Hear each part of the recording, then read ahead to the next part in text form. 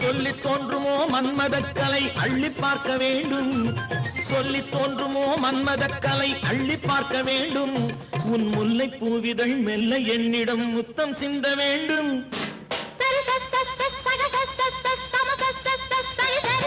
கல்யாண ஆசை வந்த காரணத்தை சொல்லவா அடி என்னடி கண்ணு காலம் இன்று கை கொடுத்ததல்லவா